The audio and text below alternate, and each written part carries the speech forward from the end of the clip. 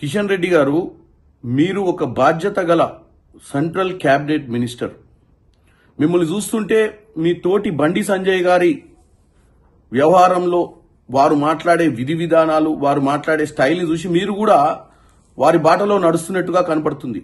ఎందుకంటే నిన్న భారతదేశం ఎప్పుడైతే కప్పు గెలిచిందో రాష్ట్ర వ్యాప్తంగా కూడా ప్రజలు సెలబ్రేట్ చేసుకుంటున్నారు. ట్యాంక్ బండి మీద కూడా చాలా మంది అక్కడికి చేరి ఆ విజయాన్ని వాళ్ళందరూ కూడా సెలబ్రేట్ చేసుకున్నటువంటి పరిస్థితి మనం గమనించినాము. ఒక్క దిల్సుఖ్ నగర్ ప్రాంతంలో లా అండ్ ఆర్డర్ ని కంట్రోల్ చేయడానికి తీసుకున్నటువంటి పోలీస్ చర్యలను తప్పుపడుతూ రాష్ట్ర ప్రభుత్వానికి క్రికెట్ గెలవడం మీద ఇంట్రెస్ట్ లేదని ఏదైనా దుష్ప్రచారం చేస్తున్నారో దాన్ని పట్టి చూస్తే మీరు ఒక బాధ్యత గల వ్యక్తిగా ఉండి కూడా కాంగ్రెస్ పార్టీపై దుష్ప్రచారం చేయడంలో భాగస్వామ్యం తీసుకోవడాన్ని తప్పుపడుతున్నాను. మీరంటే మాకు చాలా గౌరవం, మా పార్లమెంట్ సభ్యులందరికీ. కానీ మీరు ఇలాంటి చిల్లర మల్లర రాజకీయాలు చేసి పనికిరాని విషయాలలో ఏదైతే వాస్తవాలు కాదో వాటిని మాట్లాడటాన్ని మేము తప్పుపడుతున్నాం. దయచేసి మీరు ఇటువంటివి మానుకోండి అని కోరుకుంటున్నాను. కిషన్ రెడ్డి గారు, మీరు ఒక బాధ్యత గల సెంట్రల్ క్యాబినెట్ మినిస్టర్.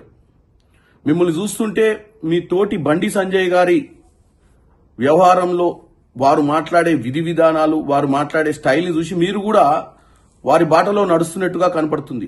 ఎందుకంటే నిన్న భారతదేశం ఎప్పుడైతే కప్పు గెలిచిందో రాష్ట్ర వ్యాప్తంగా కూడా ప్రజలు సెలబ్రేట్ చేసుకుంటున్నారు.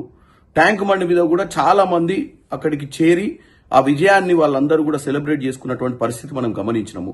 ఒక్క దిల్సుఖ్ నగర్ ప్రాంతంలో లా అండ్ ఆర్డర్ ని కంట్రోల్ చేయడానికి తీసుకున్నటువంటి పోలీస్ చర్యలను తప్పుపడుతూ రాష్ట్ర ప్రభుత్వానికి క్రికెట్ గెలవడం మీద ఇంట్రెస్ట్ లేదని ఏదైనా దుష్ప్రచారం చేస్తున్నారో దాన్ని పట్టి చూస్తే మీరు ఒక బాధ్యత గల వ్యక్తిగా ఉండి కూడా కాంగ్రెస్ పార్టీపై దుష్ప్రచారం చేయడంలో భాగస్వామ్యం తీసుకోవడాన్ని తప్పుపడుతున్నాను.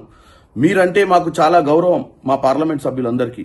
కానీ మీరు ఇలాంటి చిల్లర మల్లర రాజకీయాలు చేసి పనికిరాని విషయాలలో ఏదైతే వాస్తవాలు కాదో వాటిని మాట్లాడటాన్ని మేము తప్పుపడుతున్నాం. దయచేసి మీరు ఇటువంటివి మానుకోండి అని కోరుకుంటున్నాను.